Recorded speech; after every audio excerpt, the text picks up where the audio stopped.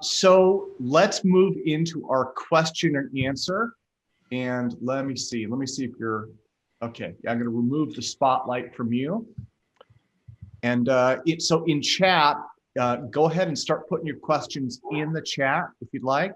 And then I should go probably to Hector Serrano, who he mentioned a couple of things. Hector, did you want to? Yeah, there I am. No, listen, in our own research, which is totally different than yours. And by the way, great presentation, loved it. In my own research, I was saying that we actually saw exactly what you talk about. So if I may suggest, for a simple experimental possible experiment for you is we rented the same thing that NASA was using for gravity shielding, which is where actually we got the idea from. We used the same kind of gravity meter, which they have way better ones now.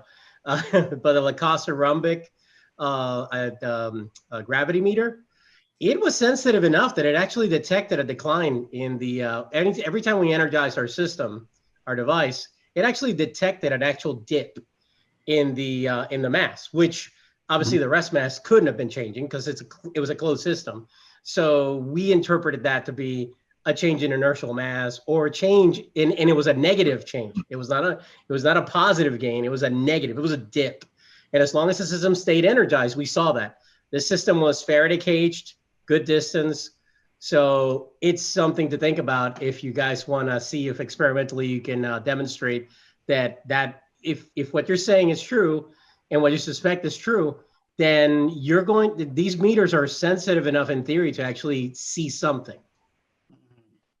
Right, right. Yeah. You'll see a change in mass.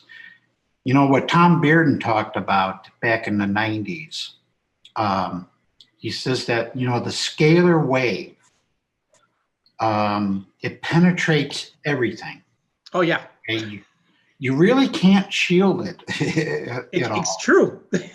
That's right. We also observed that. Yeah, because it's, you know, it's this pumping action, okay, that you get with these type of systems. Mm-hmm. And it penetrates everything. Yeah. And so like what we did with our PCM systems is that you send in a positive energy wave and you get this reflected wave coming back of the time reversed of what you're putting in. Right. And so we see this large power reduction. And of course, that's what's reported by all these other researchers as well.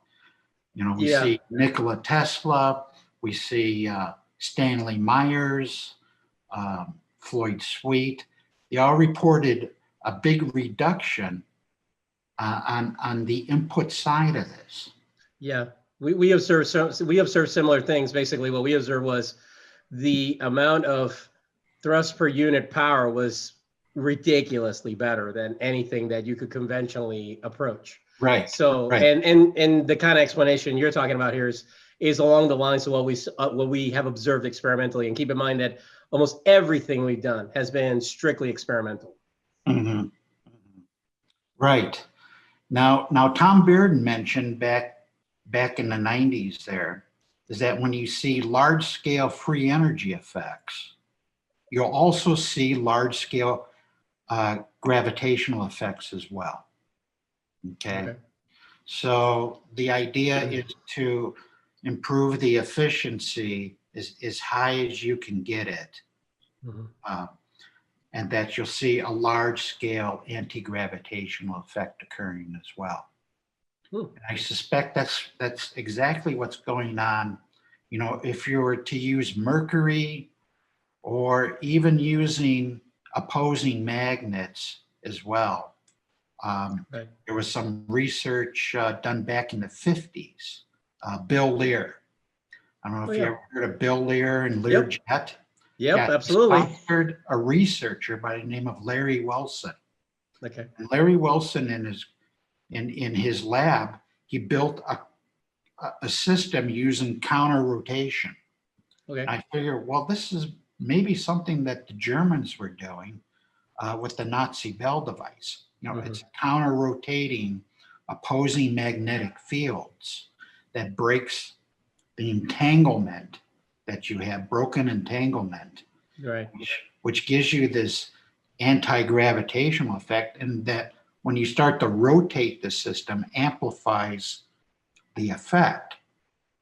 And so Larry Wilson, he built this device, and it turns out that this one guy that gave presentations at the conference was a kid at the time back in the 50s, used to hang out in Larry Wilson's lab, Oh, nice. saw what he was doing, okay, with this counter-rotating magnet system. And he was saying that although he didn't see it, he did report that it floated off the ground, okay? It was just counter-rotating magnets. Now, Bill, if I can jump in. So our next question, Hector, let me mute you back out. Our next question was Mark Fiorentino. Now, you were talking about torsion just a moment ago. Mark had asked, mechanically speaking, how do we apply a physical torsion to the electron? Mark, you with us? Do you want me to unmute you? If I can find you. There we go.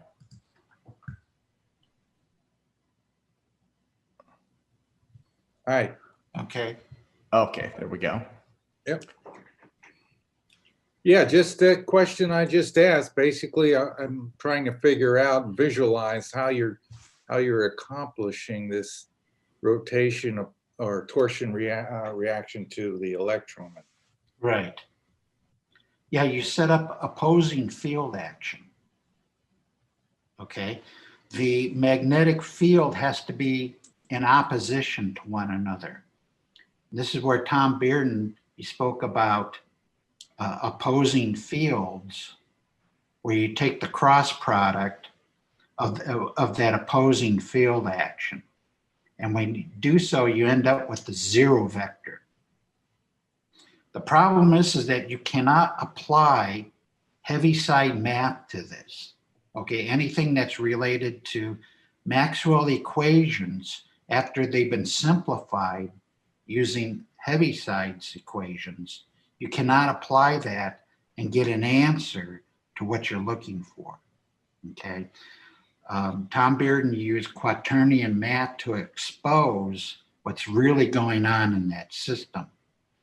And so what we're dealing with here is what I call it a torsion field effect. So if you take two opposing magnets and you force them together, the physicist would tell you that, well, it's just field cancellation. You know, it's your zero vector that's coming into play here and nothing else. Well, there's nothing else in their equation, okay? But then if you go and look at Tom Bearden's quaternion math solution, you find out that that zero vector has structure in it, okay? It has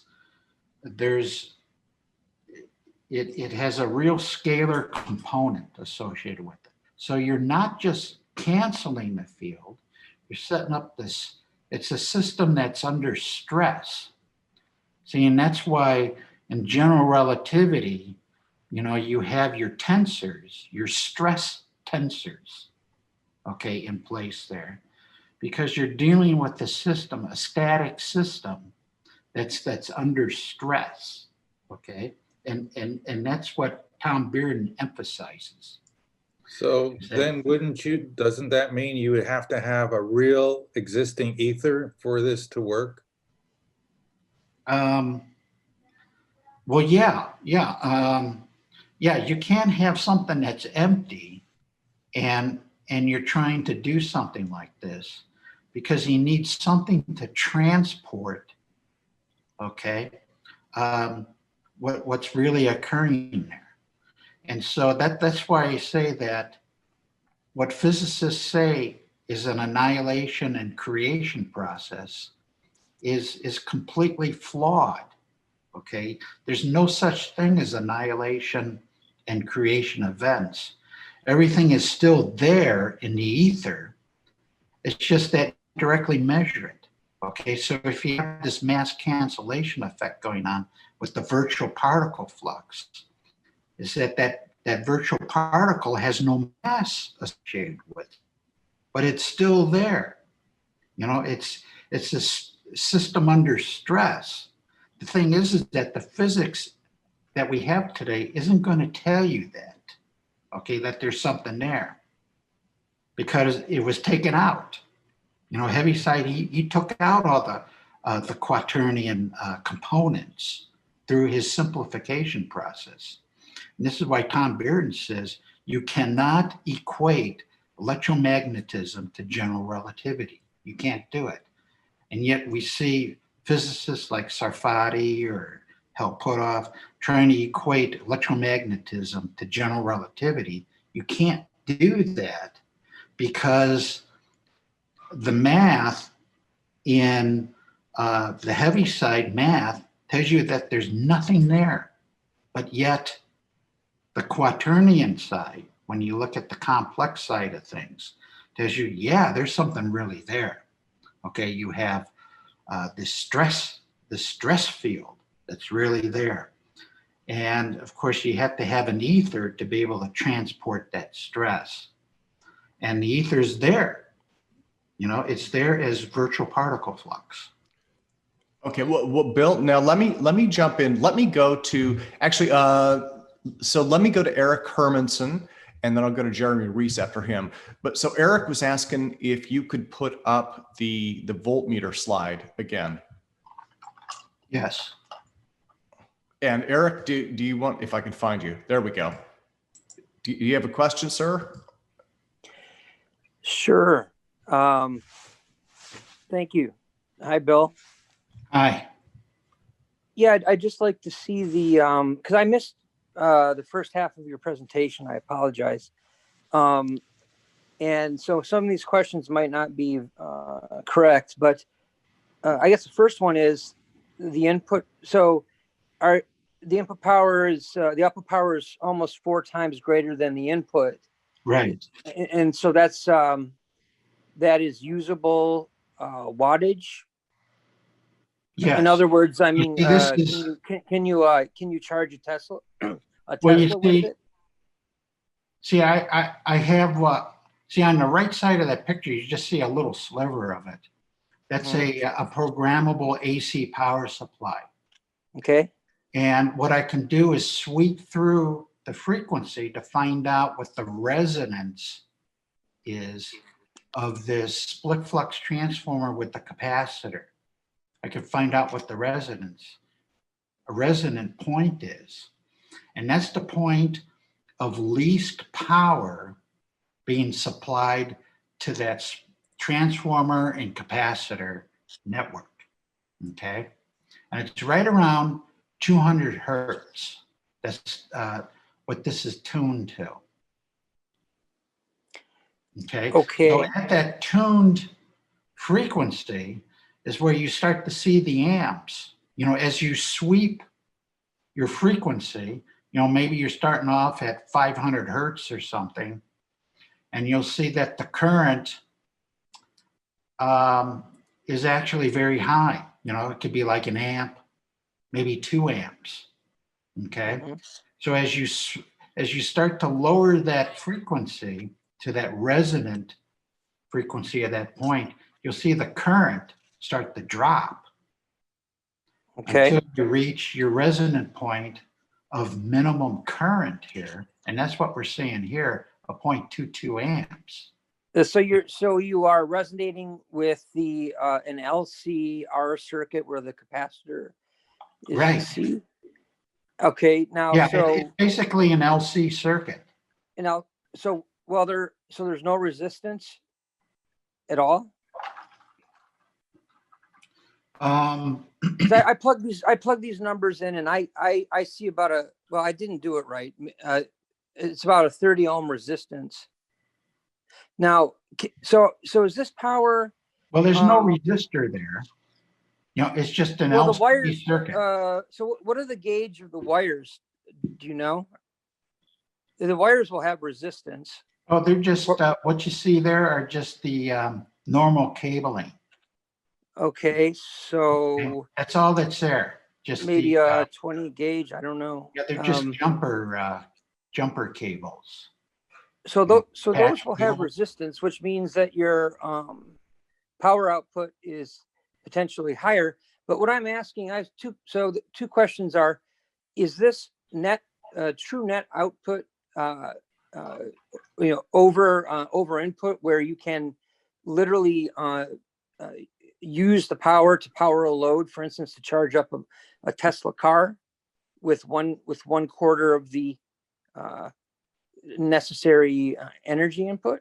Well, Is that if you set it up as an LCR circuit, okay, where you put a load on it as Mhm. well, yeah, Yes. it's still over unity. Okay, it's still over unity. We still see more power out than what we're putting in. Okay, But because then- like you but the could go right to patents- Elon Musk. Go ahead. Oh, yeah, the patent that we filed covers a DC charging system. Okay. Okay, that's operating this this LC circuit in switch mode. Okay, so the idea is to run this at a fundamental frequency, a resonant frequency, this LC, in a flyback configuration where we see maximum or minimum input power, okay, but maximum output power. Right. So does it take time? How long does it take to get the, I don't know how you can get it. Like, how long does it take to get to steady state and to get this power multiplier Right away. before? It runs right away. Right at away? the resonant frequency, which is right around, this particular circuit here is right around 200 hertz. Because the capacitor is going to be charging up, and so if it takes a while, so the capacitor is an energy storage device, Mhm. and then if it's connected to an inductor, then the current will go between an electric field and a magnetic field. It'll resonate back and forth, but the circuit is still going to be a charged, it's going to store energy. And so what I'm asking is, how much energy, do you know how many joules of energy are being stored by the LC circuit? Well, it's very small. The joule energy is very small, but it's but in this is just a demonstration here.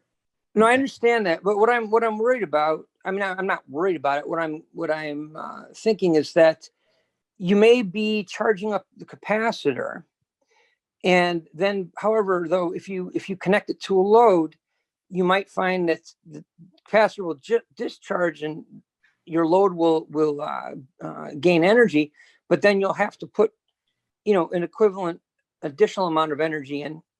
In other words, you won't have a net multiple of output energy.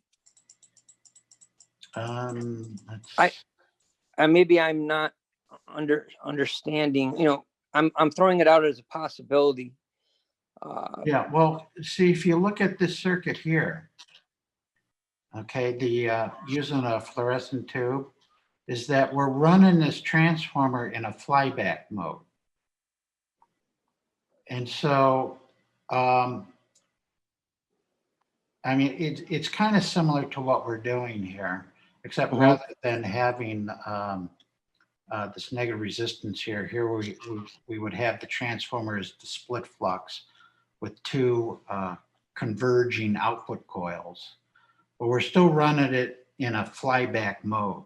So you're putting energy into it, and then the energy we get out of it is in this flyback configuration, but it's through a capacitor.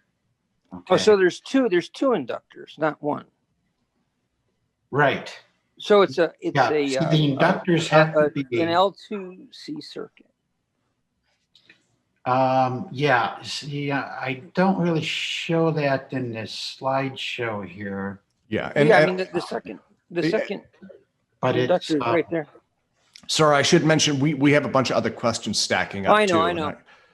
Can I ask one last really, really quick one? You said negative energy is coming out. Can you explain what that means? And does that just mean it's out of phase, or because I don't know what negative energy truly means? Yeah, And- it's this right here, this right here, a PCM resonator. Mhm. See, we're doing, if you look at the PCM resonator device, it's essentially the same thing as the typical device above.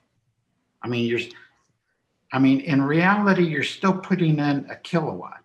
Okay, to get a kilowatt out, you still have to put in a kilowatt. But what's being reflected back due to this pumping action that we have going on in the PCM resonator, okay, you get this reflected energy wave coming back, and that adds, okay, to your input wave. This is why All right. we So I mean, see what's coming out reduction. are just electrons, though. I mean, like there's none of this like negative. I mean, some people talk about negative energy in a different way, but it's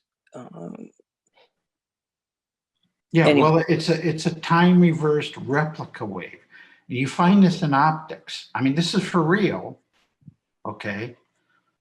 But it's been very well studied in optics and acoustics of this phenomena, is that you have a time reversed replica wave being reflected back, okay, to your input source.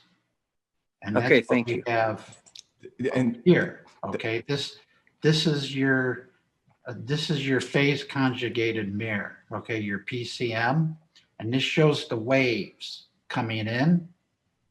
Wave 1 and wave 2, those are your pump waves. Okay, and this is what creates the stress in your nonlinear medium. Yeah, it has to be under stress in order to get this phase conjugated component to reflect back to your input. So your output is you're still outputting a kilowatt, okay? You're inputting a kilowatt, but then the reflected wave that's coming back is like what, 999 watts coming back? And those two waves can add, okay? Those two waves add. And when they add, you can have, when you read your meters, okay, when you read the power coming in, you say, gee, I'm only inputting a milliwatt of power and the output's a kilowatt. You know, what's going on here? Well, this is this transverse replica phase conjugated wave that's coming back. And this is why we see very little power coming in with a whole lot of power coming out. Okay, thank you. Okay, now this is well known in optics. This actually occurs in optics and acoustics. Bill, if it's okay, let me go to Jeremy Reese. He's had his hand up for a while. Again, I should apologize. We have a kind of a pile of folks asking questions. So let me go to Jeremy next. Well, everyone's trying to understand this stuff. You know, it's tough. It took me 20 years. Hey, Bill. Thanks for presenting. Look, I didn't get the message in time, so I only caught the tail end of this. So I'm piecing it together, and we are live on my YouTube channel now. Finally, I was able to get the stream up for the last probably like 5 or 10 minutes of your talk. So a lot of people are just tuning in live for this. We have about 60 people watching. I was watching, and a couple questions popped out for me. Is the whole a thing of negative energies. What do you mean by when you say this thing creates negative energies, and how are you measuring this? Well, this is, you know, I'm not inventing anything here. You know, I'm kind of standing on the shoulder of giants, and to me, a giant in the field would be Tom Beard. Okay, so I kind of picked up on what he was talking about, and believe me, it literally took me years to figure this stuff out. Okay, what's going on here? And this whole thing about negative energy, it is well known in optics. Okay, about a transverse electromagnetic wave that is a replica wave of what you put in.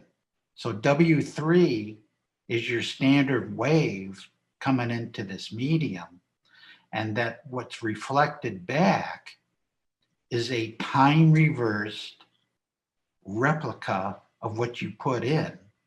And those two waves, they add, okay? They add.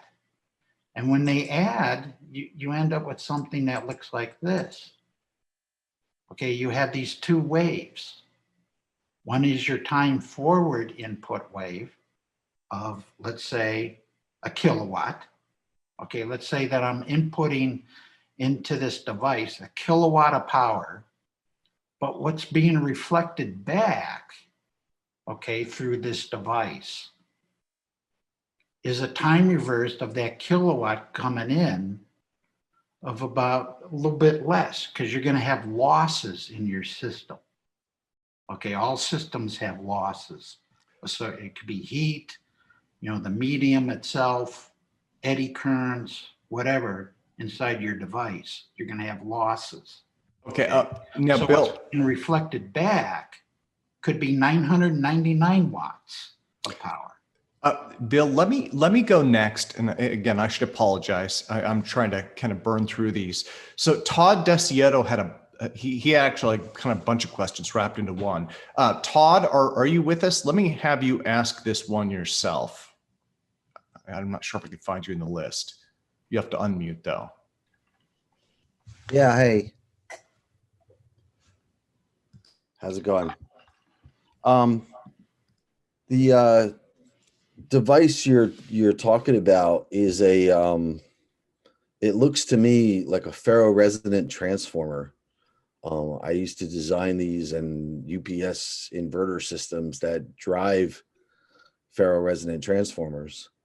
So when you hook the capacitors to the coils like that, you're driving the capacitor into a resonance with the inductance of the coils, and then that resonance builds up to a maximum depending on the flux density of your interlinking core. So once that starts to saturate, the voltage doesn't go up anymore on the capacitor.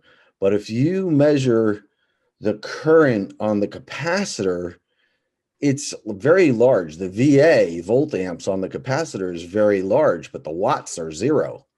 And so when you tap off the transformer to get a load, that's when, well, backing up a second, when the capacitor is in resonance and you're feeding it, the VA on the capacitor is very large, but the watts are 0. And yeah, that waveform transforms backwards to the primary side where your input current goes to 0 because your watts are 0.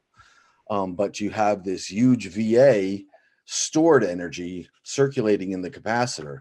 Well, then when you tap off the transformer to draw a load, you're going to be limited by whatever your transformer can handle and the capacitor can handle. And then at some point, the watts is going to completely collapse the resonance of the system. If the resistance is too low, it'll change the inductance and your resonance circuit will fail. But at no time does the watts input exceed the watts output exceed the watts input. The VA on the output could be much larger than what you measure for watts on the input. So without that phase angle in your data, it's meaningless. And I don't mean to be insulting. I understand this intimately. Okay, well, this was why we operate these transformers in a flyback mode. Doesn't matter. I've run them in full bridge, half bridge, push pull. Doesn't matter. This is what's going to happen. I would agree with Todd, and it sort of he kind of answered my question for me in the next part that I was going to ask before I got cut off, and that was that these flyback converters, it's basically you're only changing volts for milliamps in these buck boost converters. So there's no free energy out of it. Yeah, whenever you're dealing with the resonance circuit, you have to be extremely careful to measure your phase angle between the voltage and the current. Just measuring volts and amps is insufficient, because without the phase angle, like you said, you're measuring it, you're describing it perfectly. You've got a huge VA on the output and your input current goes to zero. That's the way it works, because you've got all this stored energy in the capacitor circulating. Okay, I don't want to take up any more time. Thank you.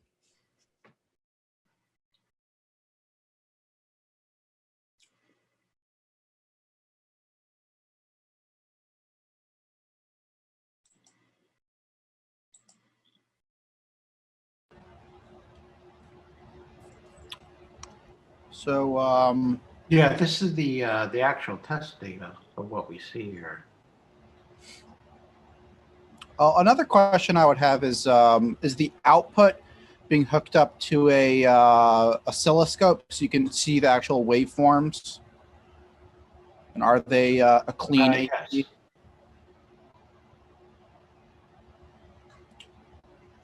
Also had a question from Greg Chase. We are doing this live on my channel as well. We got started from the very beginning.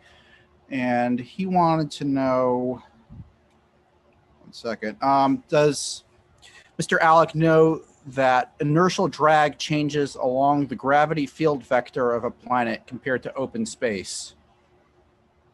He's asking about the gravity field vector of a planet versus open space. Okay. Do I know anything about that? No. Okay. Also, I wanted to ask about the ARV that you brought up earlier, the spinning aluminum disc and the coil around it. What do you think that component of the ARV diagram is meant to produce? Okay, that would be right here.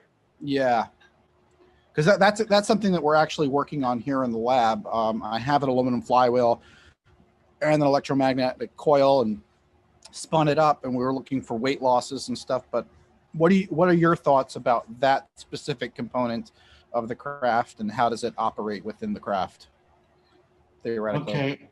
Yeah, see, my read on all this is that, you know, when you look at this drawing here, okay, you can say, okay, well, we have a Tesla coil in the center column,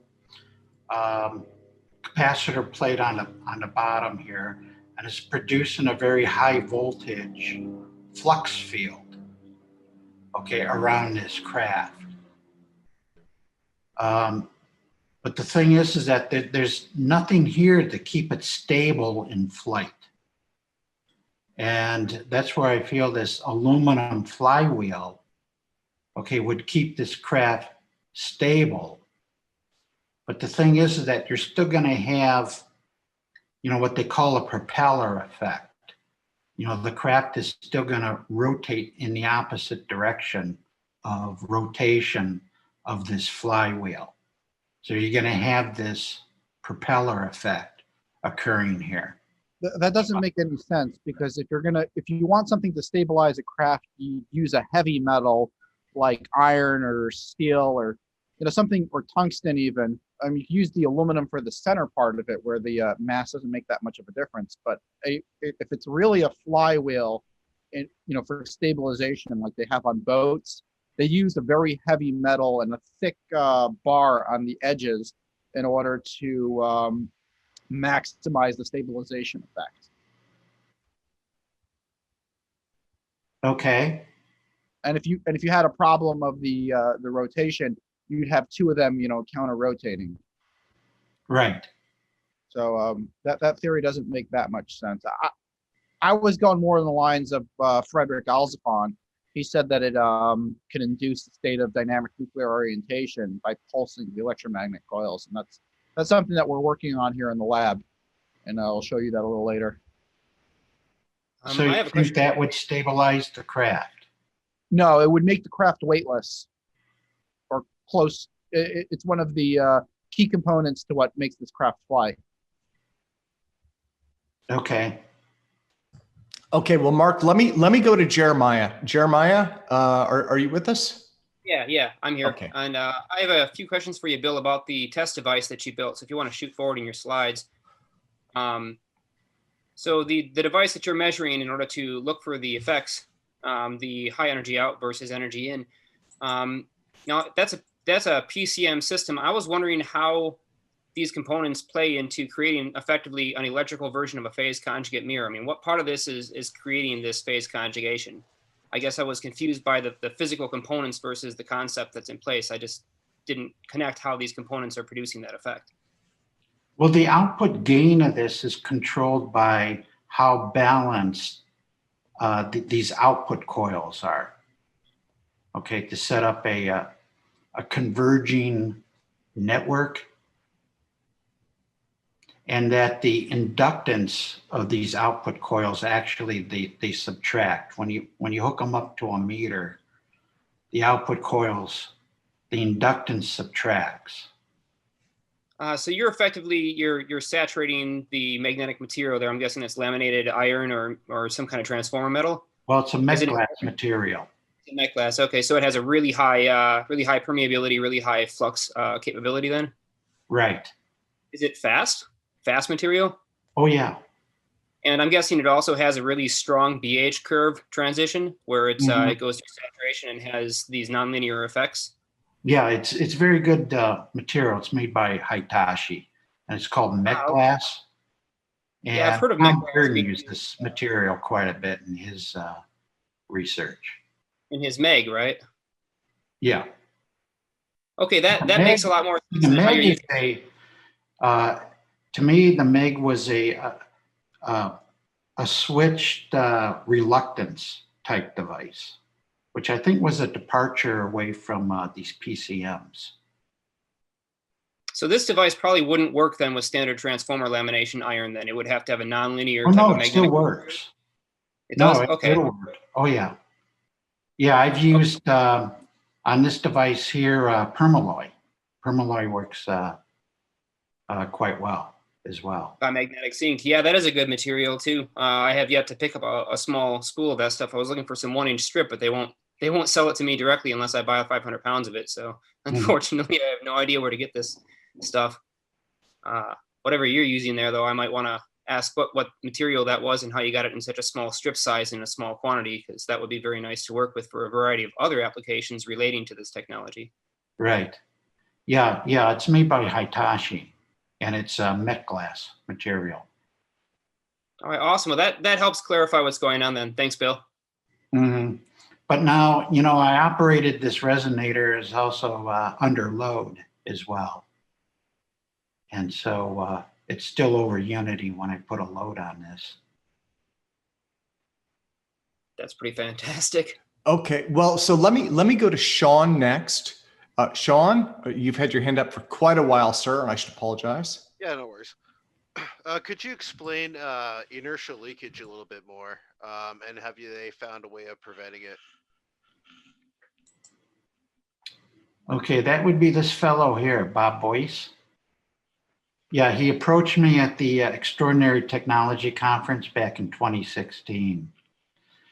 And he said he was hired in to solve this problem of inertia. He called it inertia leakage. And it came about as not having a perfect field around the device. So what happened is that when the device would lift or float and you make a rapid acceleration, if the field is not consistent or it has holes in it in the field, that allows inertia to leak into your machine, your ARV. And he says that it would ultimately kill the pilots. And so his job was to fix this problem of inertia leakage? If I could jump in real quick, and I apologize, Sean and Bill. Yeah, no worries. It sounds like this would apply when you say ARV in this context. This would apply to any kind of vehicle like this, right? So this would be your TR-3B or your, God knows, your stealth blimp, your UFO, any kind of vehicle that has some kind of inertial modification would probably have the same potential issue, right? Right. That was why I really wanted to bring it up, because I figured that'd be very important. So thank you for answering that. Absolutely. Okay, so let me see who is next. I'm scrolling through our questions. Let me see. And so there's Ben McMahon. A lot of these are kind of been answered already. Jeremy, did you have another question? Yeah, I think I'm understanding a little bit better maybe what's going on with Bill's machine now. Someone pointed out in the chat that the analogy of that third coil being like a swing, and that, a swing, if you hit it with the right resonant frequency, you can keep pumping energy into that swing. And if you can keep pumping energy into a swing like that, you can easily pump it up to energies where you can get you can go over the bar, so to speak, and that's when you get non-linearities, and that's where our conventional laws of physics and stuff break down. Is that would that be a good description for the layman out there of what's going on?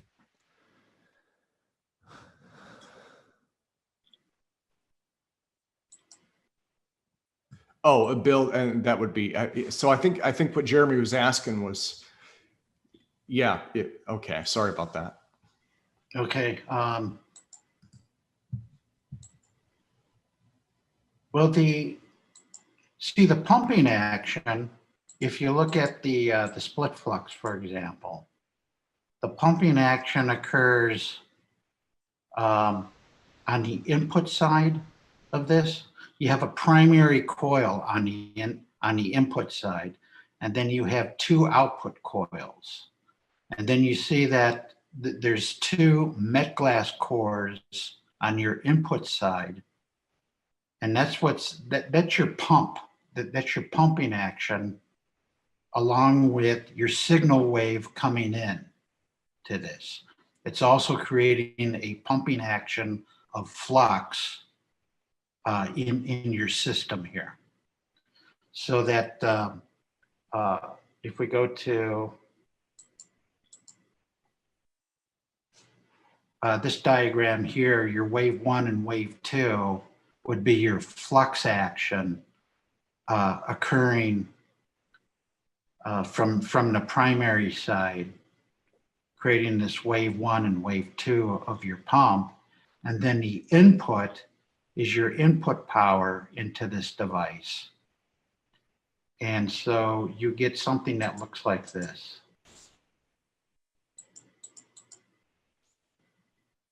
Right here, you get this this reflected wave that comes back out, which reduces your input power. And do you have a description of the boundary conditions for that reflection and transmission coefficients? It's really a function of how these output coils are balanced. When I go and measure the inductance of the output coils, one might be 31 millihenries and the other one might be 30 millihenries. Okay, so they're not perfectly balanced at all. And so when you go and operate this coil arrangement, you see that the inductance, the overall output inductance drops to maybe 10 millihenries. And that's due to the imbalance of those two coils. Okay, so if they were perfectly balanced, you wouldn't have any induction at all. Okay, and in a way, that's what you're really looking for. In order to increase the efficiency of this device, you want the output coils to be as closely balanced as possible. And that's what would give you the maximum amount of efficiency in this type of system.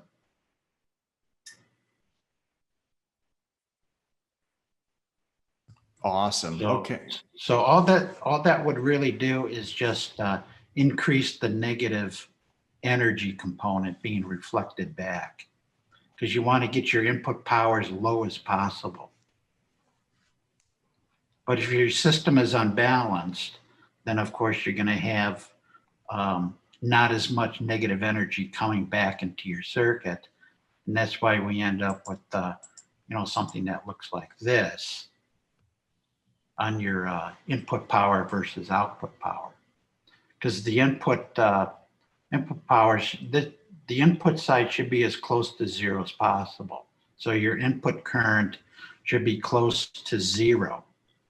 Okay. Oh, Bill, so let me go next. Let me see. Let me go next to Jean-Francois Genest. Jean-Francois, let me see. And he was asking, well, sir, do you want to ask yourself, or? There we go. Very quickly. So you said that you are positive in energy and that you have a kind of a creation of energy in your system, even when it is loaded. Did you try to loop it back in order to have kind of a perpetual motion? What was the question again? Oh, sorry. He's asking, have you ever tried to feed back the loop to create kind of perpetual motion? Basically have it feed itself. Well, that's not the way these devices work. You have to have an input power source and then output power as a load.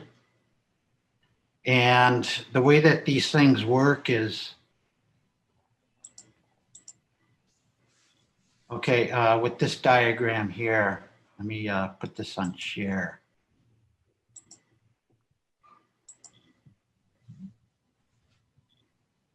Okay, yeah, you see with this diagram here is that you're still inputting a kilowatt of power, okay, in your typical device, and you're driving a load with it. And so we're all familiar with these type of devices. And then of course you have some loss in your system. But with these PCM resonators devices, what I discovered was that you're still supplying a kilowatt coming in, all right? To drive a kilowatt load, you're still like a typical device. But then when, but then with this PCM resonator technology here, you have this reflected component that comes back on the input side to subtract what you're inputting into your resonator device. So if you're putting in a kilowatt of power, you might be getting back, let's say, maybe a negative 500 watts. And so when you add the two waves, okay, if you have a kilowatt coming in and 500 watts coming back out, you're still inputting 500 watts then. And that's what you're going to read on your meters. Your meters are going to read 500 watts coming in and a kilowatt coming out, okay? But your reflected component's 500 watts. Let me reformulate then my question. You get more energy output than input because yeah, but that's what it looks like. Okay, you're still inputting a kilowatt of power. Okay. No, you input 1 kilowatt of power, but you get 500 watts less. Right. You're inputting 500 watts. Yeah, you see, that's how these PCMs work, is that you get a reflected component coming back of negative energy. But what do you do with this negative energy? It just comes back and subtracts from your input power. That's all it does. Yes, so to be sure that I understand, for example, if you have 500 watt backs of negative energy, you input 500 watts of positive energy, and your load is loaded as if it received one kilowatt. Well, you see, if we didn't have this capacitor here and you were doing these measurements, you would not see numbers like this at all. Yes, You would but still see a lot of power coming in and a little bit of power coming out. let me maybe reformulate this. Imagine that your load is a pure resistance and a heater. So if you load 100 kilowatts, 1 kilowatt, sorry, you will have some heat for 1 kilowatt in a specific chamber with no leaks and so on. And so you would input for some time 500 watts on your side, and then your load would dissipate 1 kilowatt of heat. Do I understand well or not? Right. Did you test this? For how long? Well, we tested this as an RLC circuit as well. We put a load on this output. And we still see that we're still over unity when we put a load on this output right here. Okay. All right. Thank you very much. Thank you. It's clear. Wonderful. Thank you. Thank you, Jean-Francois. Let me see. Oh, there, Jeremiah has another. Jeremiah, do you have another question? Yeah, I do. Okay. To elaborate on the last question, so there's this thing called effective power measurement, which is if we were to take up the voltage and the current at any given point going into or out of the circuit, and you were to just take that measurement of voltage and current and slice it up into tiny little segments, say 500,000 measurements per cycle, and you were to calculate out the actual power draw between voltage and current at every given point, then you would have your effective power measurement, which is going to be significantly different than your volt amps. You know, your watts and your volt amps are two very different things because one has phase involved in it and the other one does not. So the question is this really more of a way of tricking the meter, or does this device genuinely consume effective power-wise less than it's generating on the output? Okay, well, let's go to the, see if we hooked up our meters to this, because our meters are just going to read RMS. Well, right, but your meters can't read effective power, which is why, you know, anytime you read an RMS measurement with a system that is out of phase, you're going to get a really screwy number, especially with the standard power meter. So power meters will lie to you about all these types of measurements, which is why I'm asking, have you done anything beyond using a standard power meter to specifically take into account the phase difference between voltage and current and know that that your measurements are accurate? Well, just that we hooked this up under a load. We put a load resistor on the output of this. Right, but the trouble is that if you're using that type of equipment, you may be getting erroneous test measurements, and we've seen this all the time in the calibration industry. Your power meter may not be capable of taking the type of measurement spot for spot and splitting up into multiple different segments where voltage and current are compared to each other, not during the entirety of the cycle, but one measurement at a time, several thousand or several 100,000 times per cycle to guarantee you have effective power measurements correct, and so, that you're not just. Jeremiah, it sounds like, and I think this is kind of building off kind of, you know, I think other folks have asked about the load. So it sounds like probably a next step then, you know, would just be increased testing, right? Test this on a variety of different loads. What are some loads that you might suggest, recommend? Was that to me? Yeah. Oh, yeah. It's more on the input side. It's not so much on the load. The load we can easily measure, as was stated, through a resistance that we measure the amount of dissipated power. Measuring the output power is the easy part. Measuring the actual input power where your voltage and current are out of phase is much more difficult. And for that, you need something like a DPO 5000 or a 6000 series oscilloscope, which has effective power measurements built into it. And then you need to monitor the voltage and current on two separate channels and have the scope do a mathematical calculation between those two, giving you a comparative analysis. But a regular watt meter is not going to have that kind of resolution, that kind of sampling capability. It's going to take average measurements over a longer period of time, and as a result, you're going to get erroneous readings on the display.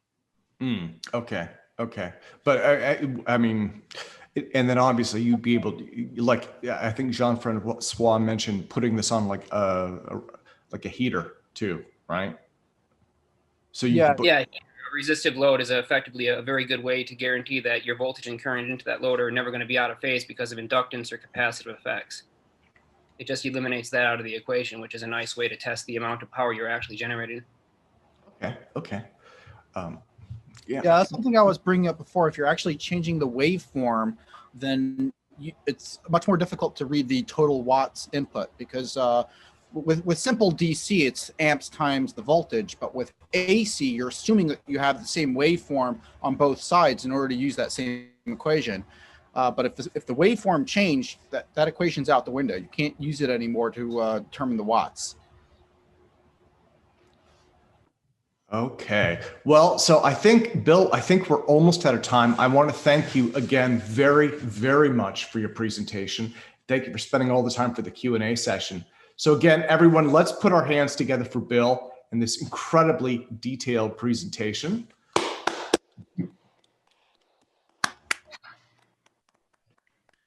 Thank you again, sir. Thank you. Thank you for giving me the opportunity here. Oh, absolutely. And thank you for joining us, Bill.